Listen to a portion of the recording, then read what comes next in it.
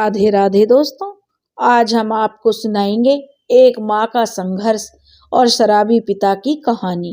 अगर आप हमारे चैनल पर नए हैं तो प्लीज हमारे चैनल को सब्सक्राइब करें, वीडियो को लाइक करें और शेयर करें। हीरापुर गांव में जो ज्ञान सिंह अपने 2 बेटे और 3 बेटियों के साथ रहता था। तीनों लड़कियों की शादी के बाद ज्ञान सिंह अपने परिवार में ही व्यस्त था। बड़ा बेटा महेश, छोटा शंकर और महेश के पिता के साथ ही जो महेश खेतों में काम करता था। मगर शंकर को न जाने कैसे नशे की आदत हो गई थी, क्योंकि गांवों में रात जल्दी हो जाती है। 9 बजते ही सन्नाटा पसरना शुरू हो जाता है। गांव की तो यही दिनचर्या होती है, वहां रात को जल्दी ही सन्नाटा हो जाता है। हीरापुर गांव में ज्यादातर कच्चे मकान और घर थे। यह गांव ज्यादा विकसित नहीं था। कुछ ईंटों के बड़े मकान भी थे, जिनमें से एक मकान जो ज्ञान सिंह का था। एक समय था जब उसके बाप दादा गांव के बड़े रईसों में गिने जाते थे। ज्ञान सिंह के पास खेती की जमीन थी। धीरे धीरे भाइयों में बंटवारा होते गए। ज्ञान सिंह के हिस्से में कुछ ज्यादा नहीं बचा था। समय की मार ने उसकी स्थिति बदल दी थी। उसके बेटे को नशे की लत लग गई थी। छोटा बेटा बहुत ज्यादा शराब पीने लगा था। वह जुआ भी खेलता था। जब देखो तब दोस्तों के साथ लगा रहता था। समझाने का शंकर पर कोई असर नहीं होता था। शंकर की शादी भी कर दी कि शायद शंकर सुधर जाए, मगर उसका कुछ भी असर शंकर पर नहीं पड़ा था। लेकिन दूसरी तरफ ज्ञान सिंह की पत्नी ललिता देवी हमेशा शंकर का पक्ष लेती थी। जब भी ज्ञान सिंह शंकर को पैसे देने से मना करता तो वह चोरी छुपे अपनी माँ से पैसे ले लेता था, क्योंकि उसकी माँ उसे पैसे दे देती थी। महेश की 2 बेटियां और 2 बेटे थे। शंकर की शादी के बाद उसकी भी 2 बेटियां हुई थी। इनका परिवार बहुत पुराने विचारों का था। बेटियां होने पर बहुओं को बड़े ही घृणित नजर से देखा जाता था। एक समय महेश की पत्नी प्रभा को भी इन्हीं चीजों का सामना करना पड़ा था। लेकिन बेटों के जन्म के बाद उसकी जो स्थिति बदल चुकी थी। पर अब शंकर की पत्नी आशा भी उन्हीं तानों से जूझ रही थी। घर में आए दिन सास और पति के ताने सह सहकर वह जिंदगी गुजार रही थी। इधर शंकर के शराब पर पैसे उड़ाने को लेकर अक्सर ही उसका पिता और बड़े भाई से उसकी लड़ाई होती रहती थी। ऐसे ही एक दिन ज्ञान सिंह ने उसकी बहुत बहस हो गई। बहस इतनी बढ़ गई कि उसी दिन ज्ञान सिंह ने मकान के बीच के हिस्से में ईंटों की एक दीवार बनवा दी और शंकर को एक तरफ करके अलग कर दिया। जल्दी ही बची हुई खेती की जमीन के भी 2 हिस्से करवा दिए। एक हिस्सा महेश और एक शंकर को दे दिया। खुद वह और उसकी पत्नी महेश के साथ रहने लगे, क्योंकि वह शंकर की हरकतों से परेशान हो चुके थे। घर का बंटवारा हुआ। तकरीबन 2 साल बीत चुके थे। अब भी सब कुछ वैसा ही चल रहा था। भले ही बीच में दीवार उठ गई हो, मगर रहना तो पास पास ही था। आज शंकर की बड़ी बेटी राधा का जन्मदिन था। वह आज 15 साल की हो गई थी, मगर घर में किसी को भी उसके जन्मदिन की खुशी नहीं हुई थी। आज भी राधा चुपचाप एक कमरे में बैठी लालटेन की रोशनी में पढ़ाई कर रही थी। राधा बहुत ही सुंदर थी। परिस्थितियों ने उसे सुंदरता के साथ साथ समझदार भी बना दिया था। पढ़ाई में भी राधा हमेशा अव्वल आती थी। अभी उसकी माँ आशा ने ही उसे बुलाया। राधा, चल आजा बेटी, खाना खा ले और अपनी गुंजा को भी ले आ, छोटी बहन को। आशा ने रसोई से आवाज लगाई तो राधा बोली, बस माँ, यह पाठ पूरा कर लेती हूँ, फिर आती हूँ। और यहाँ आकर देखो, गुंजा तो किताबों पर सर रखकर सो गई है माँ। तो आशा कहने लगी, अरे राम, यह लड़की भी रोज यही करती है, बिना खाना खाए सो जाती है। आशा कमरे में आकर बोली राधा के पास, राधा, आज अपने जन्मदिन के दिन भी तू बैठी पढ़ाई कर रही है। चल देख राधा, मैंने तेरी पसंद का कितना अच्छा खाना बनाया है। आज मेरी बिटिया का जन्मदिन है। आशा ने उसे फिर पुचकारा तो राधा कहने लगी, जाने दो माँ, मेरा कैसा जन्मदिन, मैं तो मनहूस हूँ। घर में सब यही तो कहते हैं, बेटी जो हूँ, बेटा होती तो शायद मेरा भी जन्मदिन मनता, जैसे बाबा दादी ताऊ के लड़कों का जन्मदिन मनाते हैं। तो आशा बोली, चुप कर, ऐसी बेकार की बातें नहीं करते, कोई मनहूस नहीं है। मेरी बच्ची कोई नहीं मनाएगा तो क्या हुआ, मैं तो तेरा जन्मदिन मनाऊंगी। अच्छा चल बेटा, किताबें बंद कर, खाना खा, मैं तेरी छोटी बहन को भी जगाती हूँ। माँ की बात सुनकर राधा ने अपनी किताबें समेटनी शुरू कर दी और तब आशा अपनी छोटी बेटी से बोली, गुंजा उठ जा, चल खड़ी हो, खाना खा ले बेटा, फिर सो जाना। देख आज तेरी दीदी का जन्मदिन है, मैंने खीर हलवा सब बनाया है। और आशा ने अपनी बेटी को जगा ही रही थी, तभी दरवाजे पर जोर की कुंडी पीटने की आवाज आई। आशा ने जल्दी से जाकर दरवाजा खोला, सामने देखा तो उसका पति शंकर नशे की में धुत था। उसने बहुत जमकर शराब पी हुई थी और उसकी उसे सुध भी नहीं थी, क्योंकि वह तो नशे में झूम रहा था। आशा कहने लगी, यह क्या, आज भी तुम पी कर आए हो? तो शंकर बोला, तो क्या कर लेगी तू, पी कर आया हूं और रोज पी कर आऊंगा। कहते हुए शंकर लड़खड़ाता हुआ अंदर आकर चारपाई पर बैठ गया। अब वह बेशरम हो चुका था, उसे किसी का डर नहीं था। जब बाप से नहीं डरा तो बाकी किसी से तो वो क्या डरता। तो आशा कहने लगी उसके पास आकर, आज राधा का जन्मदिन है, कम से कम आज तो ना पीते। तो वह कहने लगा, शंकर जन्मदिन है उस मनहूस का, तो क्या करूं, बोल तो ऐसे रही है जैसे बड़ा बेटा पैदा करके दिया है तूने और उसका जन्मदिन मना रही है, चल खाना लगा। शंकर नशे में झूमता हुआ बोले जा रहा था। राधा अंदर कमरे में यह सब सुन रही थी। पिता की बातें सुनकर उसकी आंखों में आंसू आ गए। सोचने लगी, ये कैसा नसीब लेकर पैदा हुई हूं मैं इस दुनिया में। उसके पिता को भी उसके जन्मदिन की कोई खुशी नहीं है। आशा खाना निकालने चली गई और शंकर नशे में बड़बड़ाते हुए खाना खाने लगा। आशा ने धीरे से कहा, सुनो, कम से कम राधा को बुलाकर एक बधाई तो दे दो जी। तो शंकर बोला, नहीं देता बधाई जन्मदिन की, कम बखत मरती भी नहीं है। हे भगवान। आशा कहने लगी, ये क्या कह रहे हो तुम अपनी बेटी के बारे में? शंकर बोला, कहूंगा, बार बार कहूंगा, क्या कर लेगी तू? आज तक आशा कहने लगी, मैंने कर ही क्या लिया है जो अब कर लूंगी। आशा भी रोते हुए अपनी भड़ास निकालते हुए बोलने लगी, अपनी जमीनें बेचते जा रहे हो तुम इस शराब और जुए के पीछे। जो कुछ बचा उसे तो छोड़ दो, बेटियों को पढ़ाना है, उनकी शादी कराना है।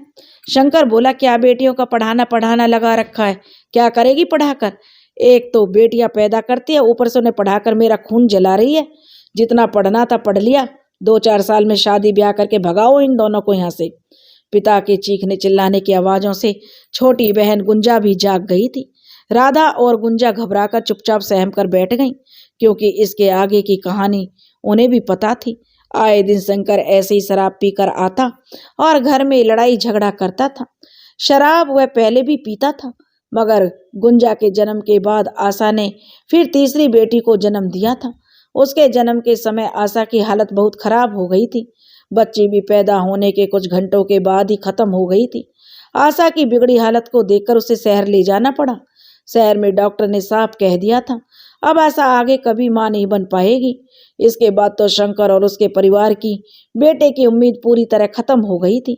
तब से शंकर ने शराब पीने का एक अच्छा बहाना ढूंढ लिया था। राजा और गुंजा को तो शंकर फूटी आंख देखना भी नहीं चाहता था।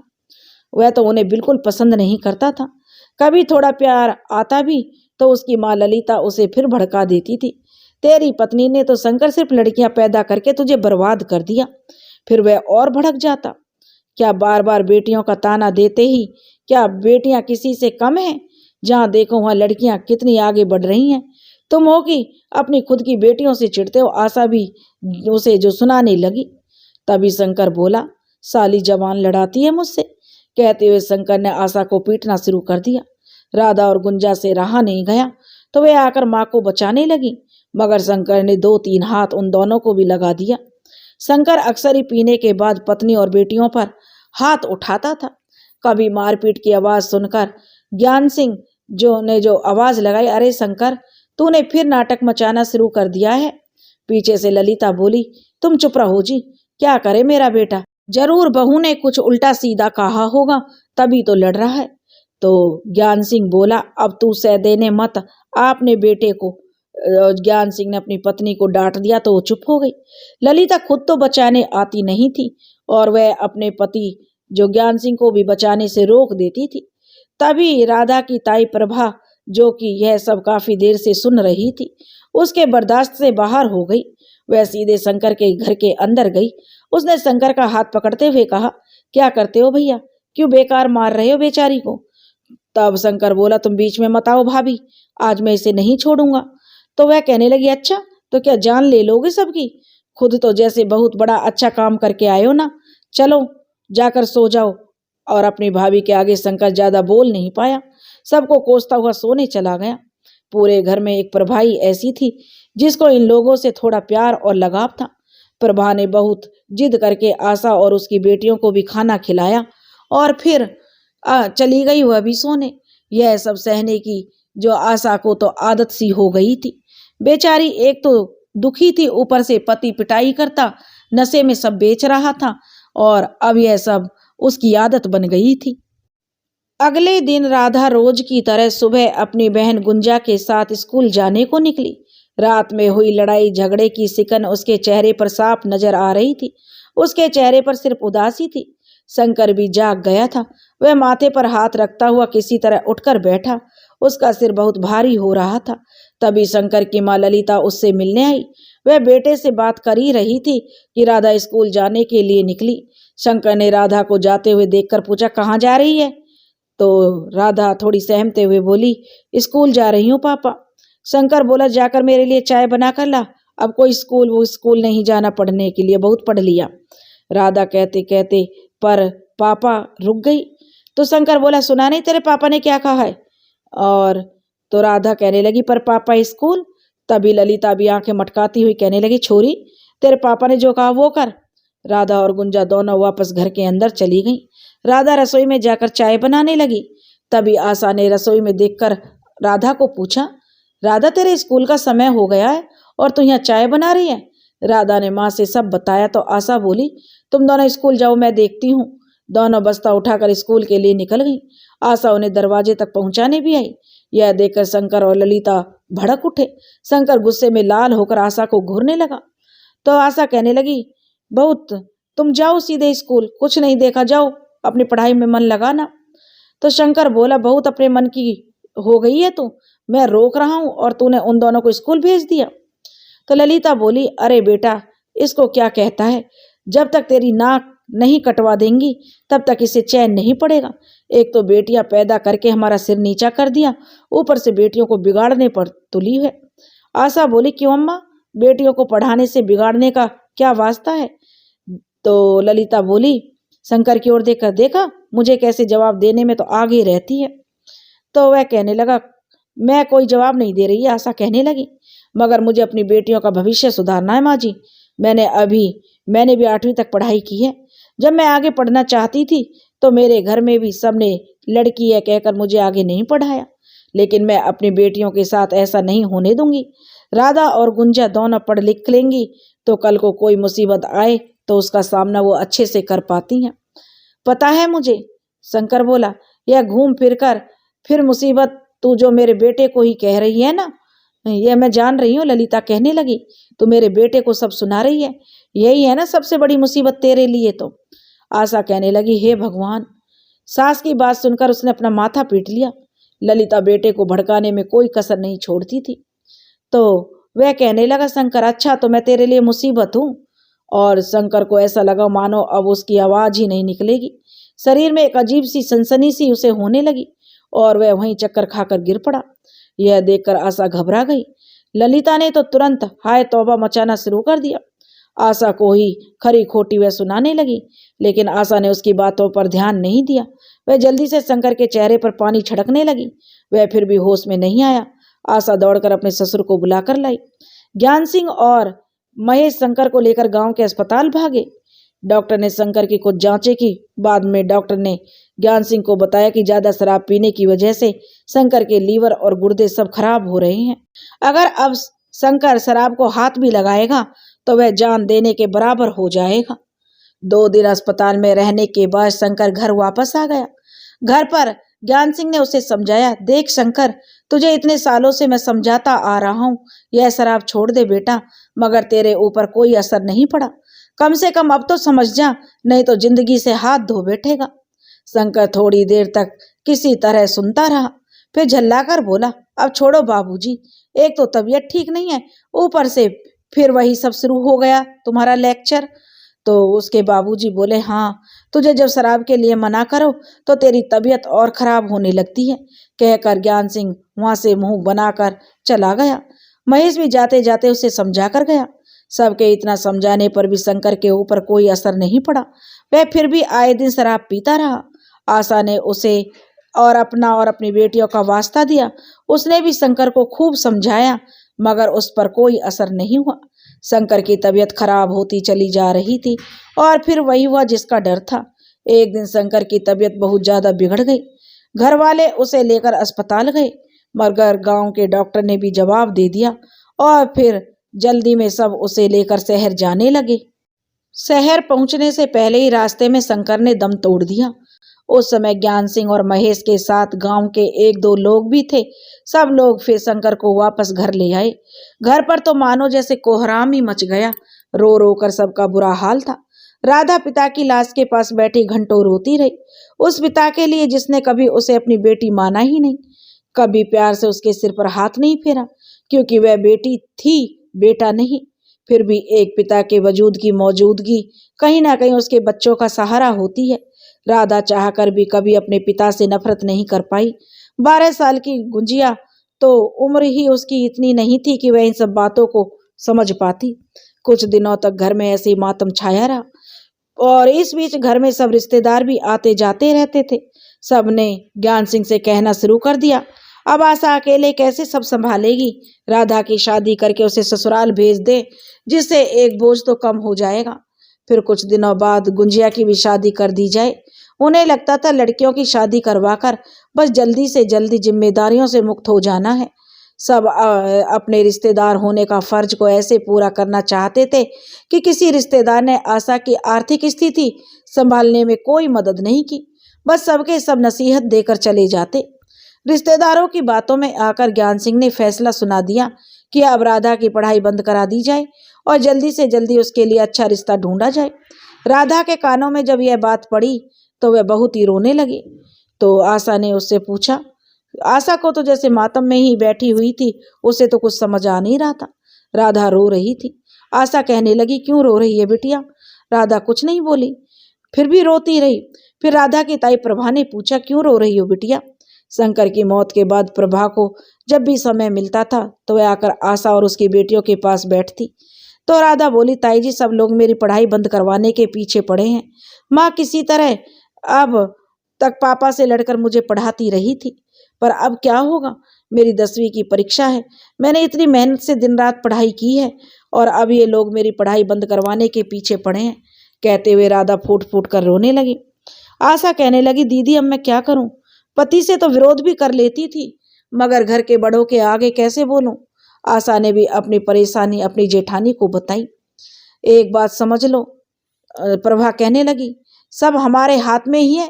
यह जो रिश्तेदार हैं उनको तुम्हारे बच्चों के भविष्य से क्या मतलब? उनको तो बस आना है और अपनी बड़ी बड़ी बातें करके चले जाना है। बड़ों का सम्मान अपनी जगह है, मगर गलत बात का विरोध करना भी जरूरी होता है। मेरी दोनों बेटियों की पढ़ाई भी इन लोगों ने ऐसे ही छुड़वा दी थी।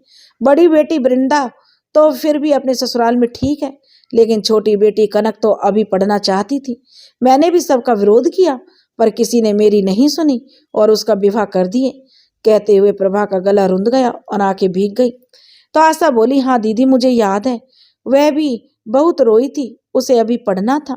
इतनी कम उम्र में प्रभा कहने लगी, मेरी बच्ची को इतने बड़े परिवार में भेज दिया। बेचारी दिन रात खटती रहती है। पति भी बात बात पर हाथ उठाता है। कभी अगर यहाँ कुछ कहती है तो सब यही कह देते हैं, जो जैसा है वही तुम्हारा घर है, अपना घर संभालो। तो उसने फिर कहना ही बंद कर दिया। कल को तुम्हारी बेटी के साथ भी कुछ हो जाए तो क्या ये रिश्तेदार आएंगे उसकी मदद करने? कोई झांकने नहीं आएगा आशा। कहते हुए प्रभा के चेहरे पर ऐसे लोगों के प्रति एक नफरत का भाव आ गया। आशा पहले से ही परेशान थी और प्रभा के समझाने पर अब उसने सोच लिया कि वह सबका विरोध करेगी, और यही हुआ। आशा ने साफ कह दिया, उसे अपनी लड़कियों की शादी नहीं करनी, अभी उन्हें पढ़ाना है। जिसको जो करना है वह करे। सबने उसे खूब खरी खोटी सुनाई। ललिता ने तो उसे खूब कोसा। ज्ञान सिंह ने भी साफ कह दिया कि खेती बाड़ी या किसी भी मामले में आशा की मदद वह नहीं करेगा। वह अपना घर परिवार अब खुद देखें। महेश ने भी पिता की हाँ में हाँ मिलाई। आशा ने अपनी बेटियों के भविष्य के लिए सबका विरोध तो कर दिया, मगर उसके सामने घर की आर्थिक स्थिति को संभालना एक बहुत बड़ी चुनौती बन गई थी। आशा कभी घर से निकलकर खेतों का काम देखने तक नहीं गई थी। उसके हिस्से के खेतों का काम गांव के ही एक आदमी बुद्धा देखता था, क्योंकि शंकर ने तो कभी उधर ज्यादा ध्यान दिया नहीं था। ऐसे में बुद्धा जो ज्ञान सिंह और महेश की देखरेख में काम करता था, मगर अब उन्होंने नाराज होकर अपना हाथ पीछे खींच लिया। अब आशा समझ गई कि उसे घर से बाहर निकलकर खेती बाड़ी की देखभाल का काम संभालना पड़ेगा और अपने हक की लड़ाई लड़नी पड़ेगी। आशा अब घर के काम भी करती और खेतों की देखभाल भी करती। वह दिन रात मेहनत करती। घर परिवार से कोई भी उसकी मदद नहीं करता था। इधर राधा भी 10वीं की परीक्षा उसकी शुरू हो गई थी। वह दिन रात पढ़ाई में लगी रहती। उसे पढ़ाई के अलावा किसी बात की सुध नहीं थी। फिर कुछ दिनों बाद उसका रिजल्ट आया। राधा ने पूरे स्कूल में टॉप किया था। कई लोगों ने घर आकर बधाई दी। राधा के स्कूल के प्रिंसिपल खुद उसके घर आए, उसके बाबा से मिलने आए और वह उनकी पोती के टॉप करने की बधाई देना चाहते थे, मगर ज्ञान सिंह ने उनसे सीधे मुंह तक बात नहीं की। लेकिन आशा बहुत खुश थी। राधा हमेशा अपनी माँ से कहती कि वह बड़ी होकर डॉक्टर बनना चाहती है। अब आशा ने भी बेटी को डॉक्टर बनाने के सपने देखने शुरू कर दिए। अब आगे की परेशानी यह थी, गांव में 10वीं तक का ही स्कूल था। उसके आगे की पढ़ाई के लिए राधा को गांव से 5 किलोमीटर दूर एक कस्बे में इंटर कॉलेज में जाना पड़ता। आशा ने खुद शहर जाकर राधा का दाखिला 11वीं में करवा दिया। एक बार फिर घर में तूफान खड़ा हो गया। लड़की अब इतनी दूर पढ़ने जाएगी, मगर आशा पीछे कदम हटाने वालों में से नहीं थी। आशा पैसों का इंतजाम करके उसके लिए राधा के लिए एक साइकिल खरीद दी। अब राधा रोज साइकिल से पढ़ने जाने लगी। सब कुछ ऐसे ही चल रहा था। राधा बहुत लगन से पढ़ाई कर रही थी और धीरे धीरे वह 12वीं में आ गई। तभी एक दिन राधा अपने कॉलेज के बगल के किताबों की दुकान पर एक किताब लेने गई। राधा अक्सर ही उस किताब की दुकान से किताब कॉपी खरीदने जाया करती थी, मगर आज दुकान पर काम करने वाला एक नया लड़का उसे दिखा। उसका नाम सुधीर था। सुधीर बिल्कुल शहरी लड़कों की तरह टिप टॉप होकर रहता था। उसे बन ठन कर रहने का बहुत शौक था और देखने में भी सुंदर था। राधा पर नजर पड़ते ही सुधीर उसे एकटक देखता रह गया। राधा ने उसे अपनी तरफ ऐसे ध्यान से देखता हुआ पाया तो वह थोड़ी झिझक गई। तभी दुकान के मालिक ने उससे कहा, कहाँ ध्यान है तुम्हारा? बच्ची किताब मांग रही है, तब से उसे दिखाओ। तो वह लड़का बोला, जी हाँ दिखाता हूँ। सुधीर का ध्यान टूटा तो वह राधा को उसकी बताई हुई किताब दिखाने लगा, लेकिन सुधीर की नजर बार बार राधा के चेहरे पर पड़ती। राधा थी कि बहुत ही खूबसूरत। जैसे तैसे राधा बड़ी होती जा रही थी, उसकी खूबसूरती और बढ़ती जा रही थी। कोई उसे एक बार देखता तो उसकी सुंदरता की तारीफ किए बिना नहीं रहता था। किताब लेकर राधा वहां से चली गई, मगर सुधीर की आंखों में अब राधा का चेहरा ऐसा बस गया कि उसे फिर किसी बात की सुध ना रही। अगले दिन से सुधीर कॉलेज शुरू होने के समय पर दुकान से बाहर आकर खड़ा हो जाता। उसकी दुकान कॉलेज के गेट के पास थी। ना चाहते हुए भी राधा का ध्यान उस तरफ चला जाता। वह शुरू में अनदेखा करती रही। कभी राधा किताब या कॉपी खरीदने दुकान पर चली जाती तो सुधीर की तो लॉटरी लग जाती थी। वह तो खुशी से फूला नहीं समाता था और एकटक उसे निहारता। कभी कभार राधा की सहेलियां भी उसके साथ होती थी। धीरे धीरे राधा की सहेलियों को भी यह सब नजर आने लगा, मगर इस उम्र में मन की स्थिति सबसे ज्यादा नाजुक होती है। इस समय जिन बच्चों ने अपने लक्ष्य पर ध्यान केंद्रित रखा वह जीवन में बहुत आगे बढ़ जाते हैं, मगर किसी कारण से भटक कर अपने लक्ष्य को भूल जाना उनका पूरा जीवन संघर्ष करते ही बीतता है। इस उम्र में ही भटकने का डर सबसे ज्यादा होता है और यही राधा के साथ भी हुआ। धीरे धीरे राधा को सुधीर अच्छा लगने लगा। बीज तो उसके मन में वो बो गया था, मगर उस प्रेम भावना रूपी बीज का पौधा बनाने का काम उसकी सहेलियों ने कर दिया। उसकी कुछ सहेलियां उसे सुधीर को लेकर हमेशा उकसाती रहती थी। कितना सुंदर है, तुम्हें कितना पसंद करता है राधा। ना जाने कितने तरह की बातें उसके दिमाग में भरती रहती। अब राधा का ध्यान पढ़ाई में कम और सुधीर में ज्यादा लगने लगा। वह जब भी पढ़ने बैठती तो उसकी आंखों के आगे सुधीर का चेहरा घूमता रहता था। राधा का बदला व्यवहार सुधीर भी भांप गया था। इसलिए एक दिन रास्ते में उसने राधा से बात करने की कोशिश की, मगर राधा ने कोई जवाब नहीं दिया और मुस्कुरा कर चली गई। अब तो सुधीर का मन और भी ज्यादा बढ़ गया और फिर वो राधा से बराबर बात करने की कोशिश करता रहा। फिर राधा ने भी उससे बात करनी शुरू कर दी। धीरे धीरे राधा और सुधीर की दोस्ती हो गई। यह दोस्ती एक गहरे प्यार में बदलती चली गई। राधा के मन में आए इस बदलाव का असर धीरे धीरे उसके व्यवहार में भी दिखने लगा था। आशा तो बहुत व्यस्त रहती थी, इसलिए वह इतना ध्यान नहीं दे पाई थी। फिर भी कभी कभार उसने देखा कि राधा हाथ में किताब लिए किसी सोच में डूबी रहती है। एक दो बार उसने राधा को टोका भी था। एक दिन प्रभा ने खीर बनाई थी तो वह राधा और गुंजिया के लिए लेकर आई। तभी दूर से उसकी नजर राधा पर पड़ी। राधा शीशे में अपना चेहरा निहारती और कभी मुस्कुराती तो कभी शर्माती। वह लगातार अपने को निहारती रही। यह सब देखकर प्रभा को बड़ा आश्चर्य हुआ, क्योंकि यह वही राधा थी जो बालों में तेल डाले जैसे तैसे रहती थी, कभी अपना ध्यान नहीं रखती थी और कैसे भी कॉलेज चली जाती थी। मगर प्रभा ने कुछ कहा नहीं। राधा और सुधीर का मेल बढ़ता ही रहा। सुधीर ने उसे बताया कि वह यहाँ अपनी दूर की बुआ के घर रहता है। उसका घर तो मुंबई में है, मगर घर वालों से किसी बात पर लड़ाई होने की वजह से वह यहाँ आकर रहता है। उसकी बुआ ने ही उसकी नौकरी इस दुकान पर लगवाई है। सुधीर राधा को बराबर ही उकसाता था कि राधा बहुत सुंदर है, उसे यहाँ गांव में नहीं रहना चाहिए बल्कि मुंबई चलना चाहिए। वह चाहे तो वहां जाकर कोई बड़ी मॉडल या फिल्मों में हीरोइन बन सकती है। वह हमेशा ही राधा को मुंबई के बारे में बहुत सी बातें बताता, जिससे वह मुंबई देखने के लिए लालायित हो जाती।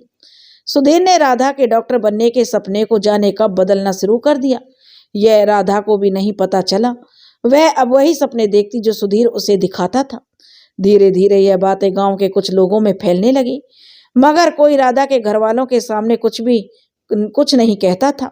तभी एक दिन आशा की तबीयत ठीक नहीं थी, तो वह उसी कस्बे में एक डॉक्टर को दिखाने गई थी जहाँ राधा का कॉलेज था। प्रभा ही आशा को लेकर आई थी। प्रभा के साथ उसका बड़ा बेटा सोहन भी था। डॉक्टर को दिखाकर आने के बाद प्रभा और आशा बाहर ही आकर बेंच पर बैठ गईं और सोहन दवाइयां लेने चला गया। तभी प्रभा ने सामने सड़क की ओर देखा। राधा अपनी साइकिल पैदल ही जो लुढ़काती हुई जा रही थी। वह किसी लड़के से बात करती जा रही थी। दोनों बहुत मुस्कुराकर बातें कर रहे थे। प्रभा को कुछ अजीब लगा। वह नहीं चाहती थी कि आशा यह सब देखे, क्योंकि पहले ही आशा की तबीयत ठीक नहीं थी। मगर तभी आशा की नजर भी उधर ही पड़ गई। यह सब उसे आश्चर्यचकित करने वाला था। राधा ने कभी घर में किसी लड़के के बारे में कोई बात नहीं की थी। फिर यह कौन है? प्रभा और आशा ने एक दूसरे को देखा। तभी सोहन आता दिखा। प्रभा जानबूझकर खुद आगे बढ़कर सोहन से इधर उधर की बातें करने लगी, जिससे वह राधा को न देख सके। तब तक राधा आगे निकल चुकी थी। प्रभा जानती थी कि सोहन अगर कुछ भी देखेगा तो वह घर में जाकर छोटी सी बात का बवंडर बनवाने में पीछे नहीं रहेगा। आशा ने मन में तरह तरह की बातें अब चलने लगी। उसने अपनी बेटी पर उसे बड़ा भरोसा था और उसे पढ़ाने के लिए तो वह सबसे लड़ रही थी। कभी सोचती थी शायद ऐसे ही कोई मिल गया हो तो राधा बात करने लगी। फिर मन में कुछ गलत विचार भी आते। प्रभा के मन में भी कुछ ऐसा ही था। दोनों ने निश्चय किया कि वे राधा से ही सब पूछेंगे। घर पहुंची तो राधा भी अपनी साइकिल खड़ी करके मुंह हाथ धो रही थी। आशा ने कुछ पूछना चाहा, मगर प्रभा ने उसका हाथ पकड़ लिया। पहले बच्ची को कुछ खा लेने दो।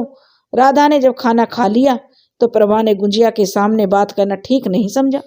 उसने उसे उसकी सहेली के घर खेलने भेज दिया। फिर आशा राधा के पास आकर बोली, तेरी पढ़ाई कैसी चल रही है राधा? राधा बोली, अच्छी चल रही है माँ। राधा अपनी अलमारी से कपड़े निकालते हुए अपनी माँ की तरफ देखे बिना ही लापरवाही से बोली।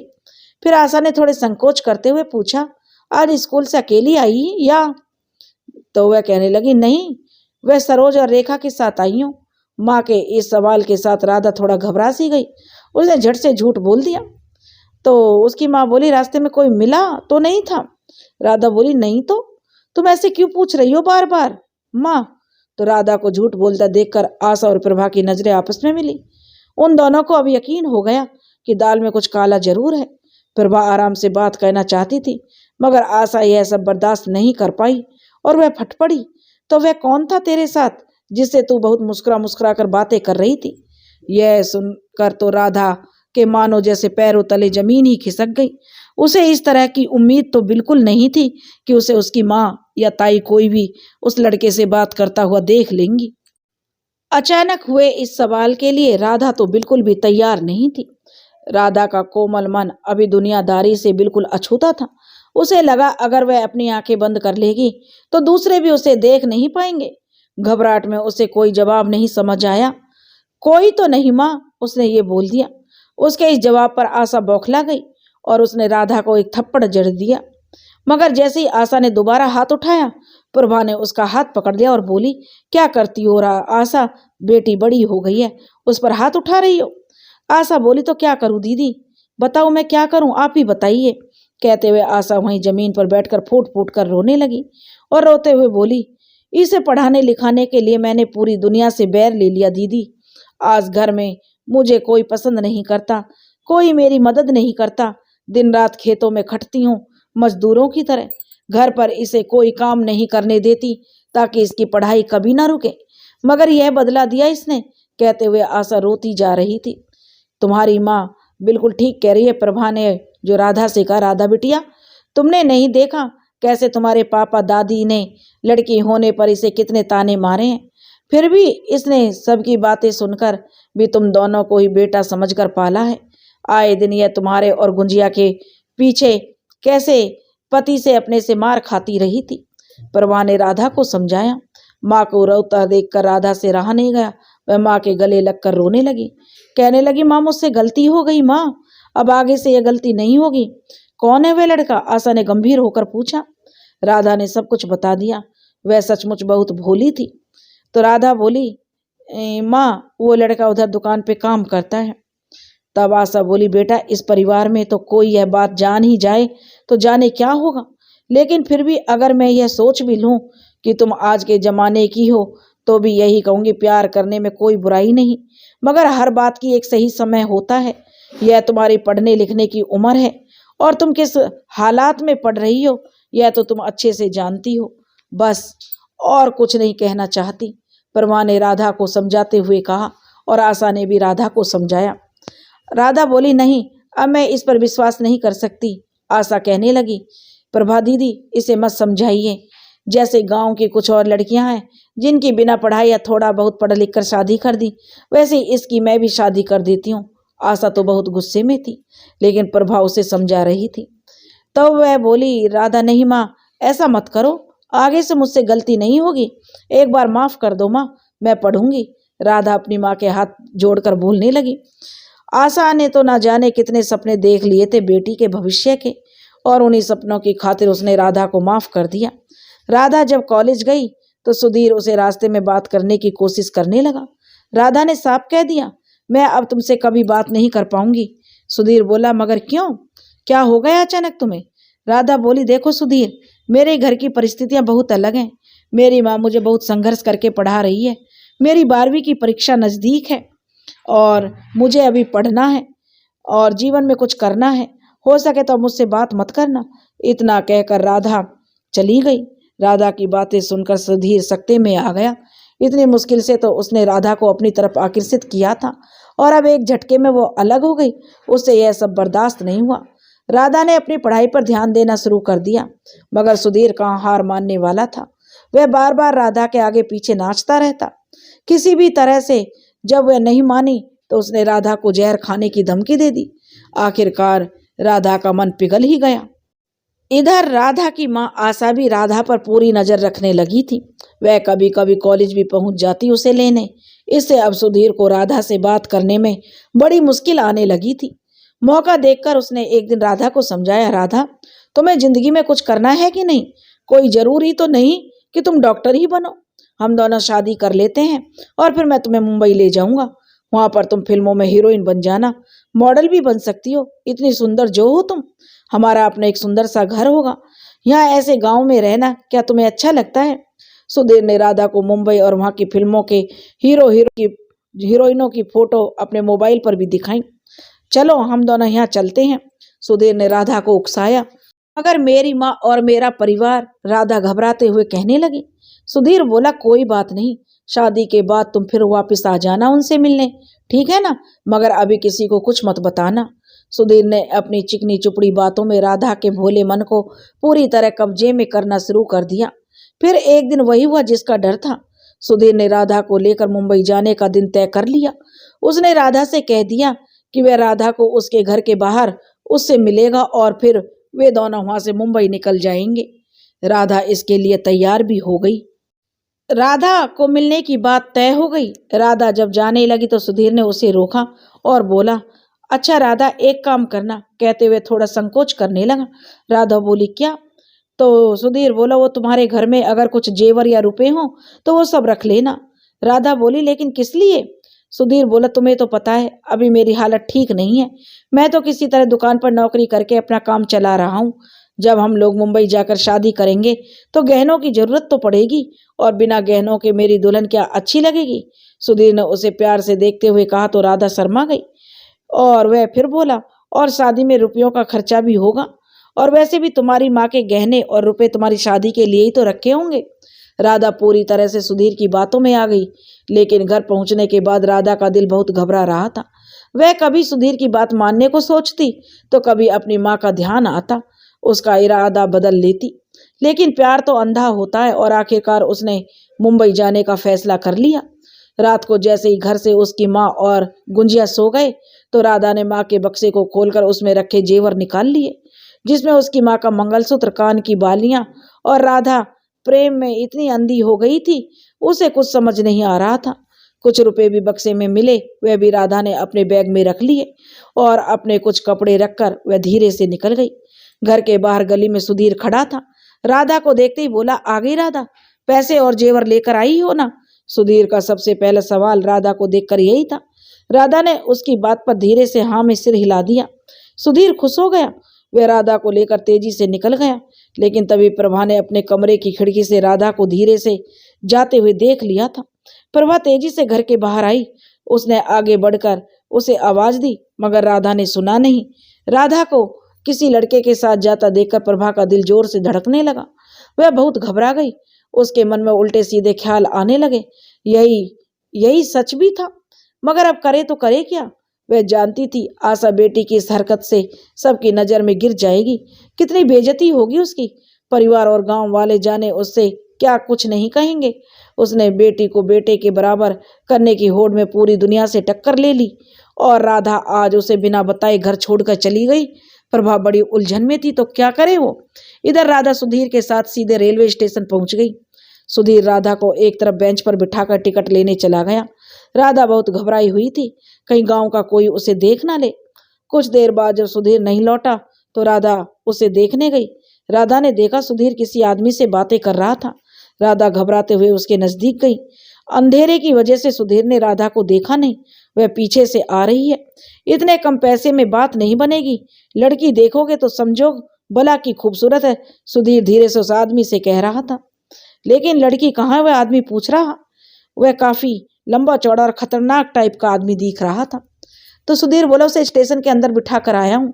अभी तो बहुत कम उम्र की है, जैसे तैसे बड़ी होगी और खूबसूरत होती जाएगी, फिर भी इससे ज्यादा पैसे मैं नहीं दे सकता। वह बोला, तुम कह रहे हो मुंबई पहुंचने से पहले ही तुम उतर जाओगे और उसे मेरे हवाले कर दोगे, तो क्या मानेगी वह? स्टेशन पर कुछ नाटक तो नहीं फैलाएगी ना? सुधीर बोला, अरे भाई, वो गांव की गवार है, जो कह दो यकीन मान लेती है। कोई ना कोई बहाना बना दूंगा, मान जाएगी। और वैसे तुम पहले क्यों उतर जाओगे? वह पूछने लगा। अरे पिछली बार वाली लड़की के घर वालों ने पुलिस थाने में सब कर दिया था। पुलिस कब से मुझे ढूंढ रही है, तभी तो यहाँ गांव में छुप कर रह रहा हूं मैं, सुधीर कहने लगा। उन्होंने राधा का नाम लिया मगर फिर भी राधा को यह समझते देर नहीं लगी कि उसी के बारे में बातें हो रही हैं। उसे सुधीर की सच्चाई भी समझ में आ गई। वह अभी सोच ही रही थी कि आगे क्या करे। तभी सुधीर पीछे मुड़ा तो उसने राधा को सामने देखा। सुधीर बोला, राधा तुम यहाँ? मैंने तो तुम्हें स्टेशन के अंदर बैठने को कहा था। राधा कहने लगी, तुम इतनी देर से आए नहीं तो मैं घबरा गई थी, और फिर रात में अकेली कैसे रहती? और यह आदमी कौन है सुधीर? राधा ने थोड़े हिचकते हुए पूछा।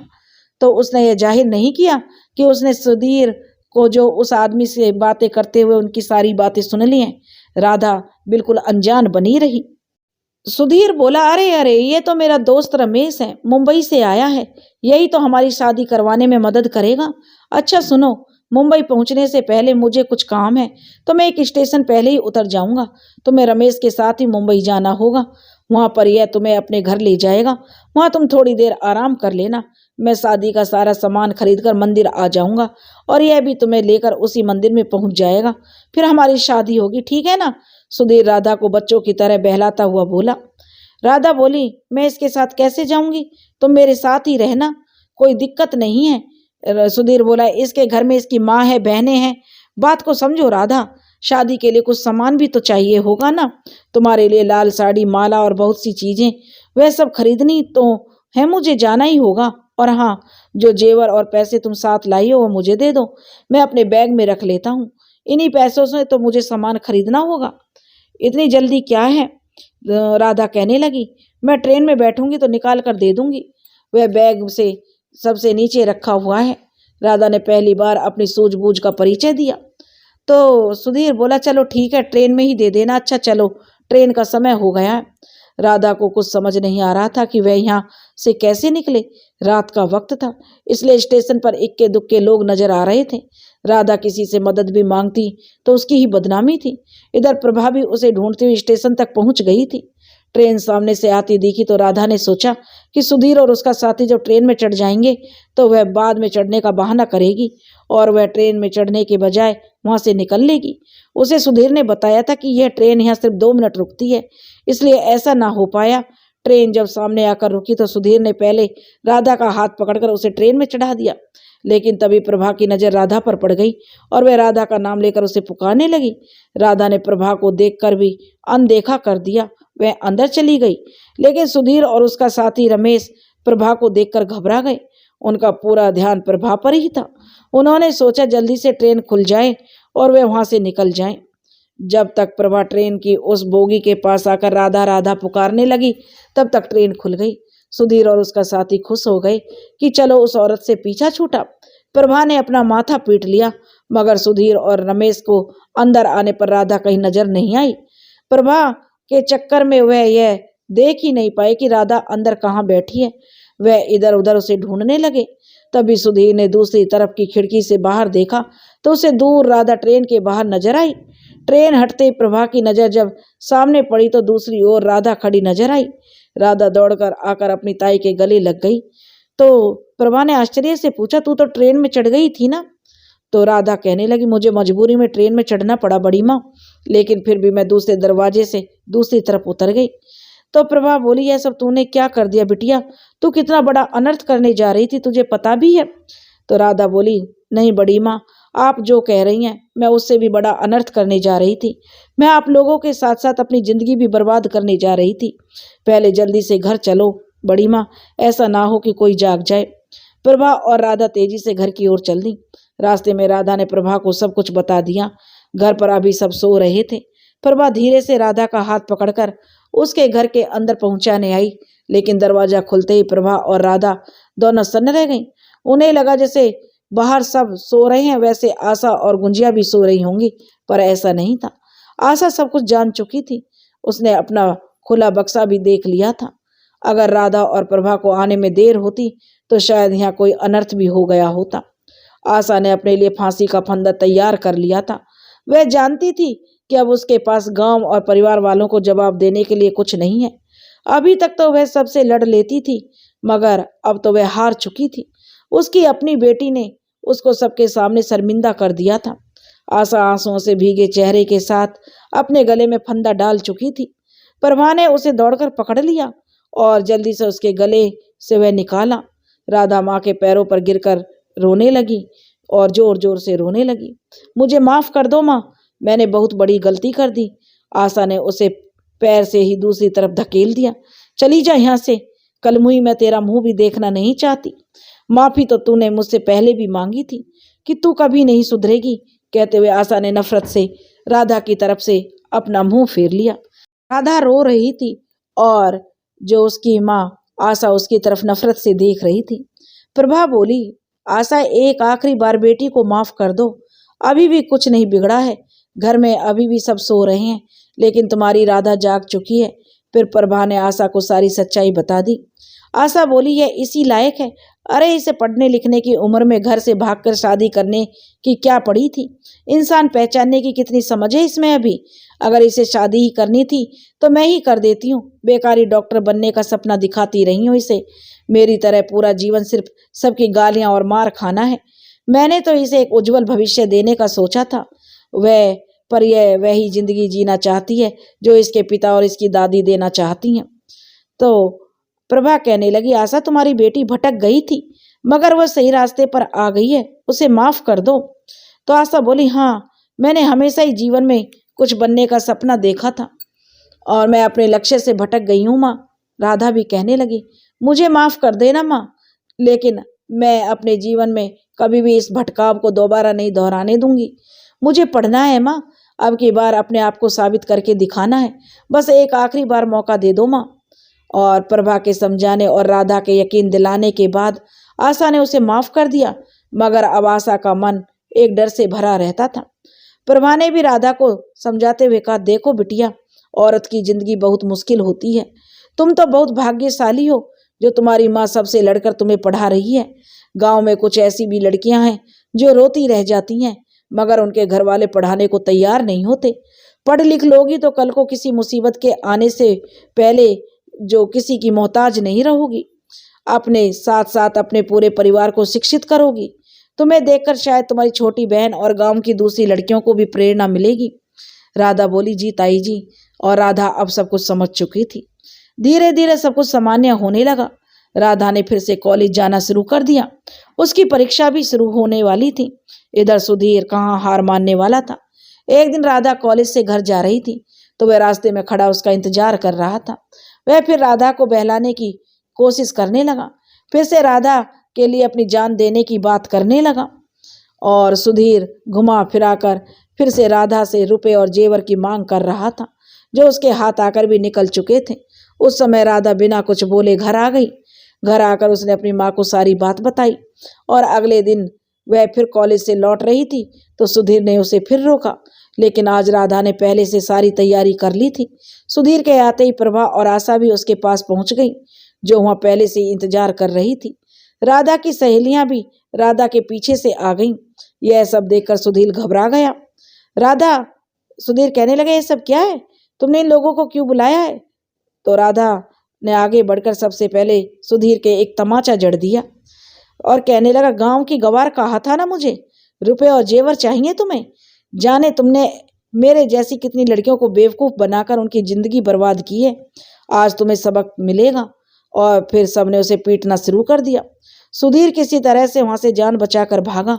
उसके बाद सुधीर कभी दोबारा उस गांव में दिखाई नहीं दिया। राधा ने 12वीं की कक्षा प्रथम श्रेणी में पास की। उसके बाद राधा ने मेडिकल की तैयारी शुरू कर दी। 2 साल के बाद राधा का MBBS में सिलेक्शन हो गया। वह पढ़ने के लिए शहर चली गई। राधा को पढ़ने के लिए आशा को अपना खेत तक बेचना पड़ा, यहाँ तक कि उसे दूसरों के खेतों में मजदूरी तक करनी पड़ी, मगर उसने फिर भी हार नहीं मानी। कुछ सालों बाद राधा ने अपनी माँ का सपना पूरा कर दिखाया। वह एक डॉक्टर बन चुकी थी। इस बीच राधा की दादी का देहांत हो चुका था, मगर घर वालों का नजरिया अब धीरे धीरे आशा और उसकी बेटियों के प्रति बदल चुका था। जब गांव के लोग राधा के बाबा से राधा की तारीफ करते तो वे गर्व महसूस करने लगते। इतना गर्व तो उनके बेटों ने भी उन्हें कभी महसूस नहीं कराया था। गांव में सभी राधा की तारीफ करते नहीं थकते थे। अब लोग आशा की भी खूब तारीफ करते कि उसने अपने दम पर बेटी को डॉक्टर बना दिया। इधर गुंजिया ने भी 12वीं पास कर ली थी। वह आगे की पढ़ाई करने के साथ साथ सिविल सर्विस की तैयारी करना चाहती थी। गुंजिया ने पूरे मन से अपनी तैयारी में जुट गई। गांव के बहुत से लोगों ने भी राधा को देखकर अपनी बेटियों को अच्छी शिक्षा देनी शुरू कर दी। आशा ने राधा की मर्जी के अनुसार उसके साथ पढ़ने वाले डॉक्टर मृदुल से उसकी शादी तय कर दी। मृदुल बहुत ही नेक लड़का था। राधा और मृदुल पढ़ाई के दौरान एक दूसरे से प्रेम करने लगे थे और राधा ने यह बात आशा और प्रभा से खुद ही बताई थी। जल्दी दोनों की शादी धूमधाम से हो गई। राधा ने जीवन भर अपनी माँ का वैसे ही ध्यान रखा जैसे एक बेटा रखता है। उसने अपनी माँ, अपने परिवार को कभी एक बेटे की कमी महसूस होने नहीं दी। दोस्तों, 2 बहनों की कहानी, एक माँ की संघर्ष की कहानी और शराबी पिता की कहानी। शराबी पिता, माँ का संघर्ष और बेटी की सफलता। यह कहानी आपको कैसी लगी? अगर आपको यह कहानी पसंद आई हो तो प्लीज़ हमारे चैनल को सब्सक्राइब करें, वीडियो को लाइक करें और शेयर करें। राधे राधे।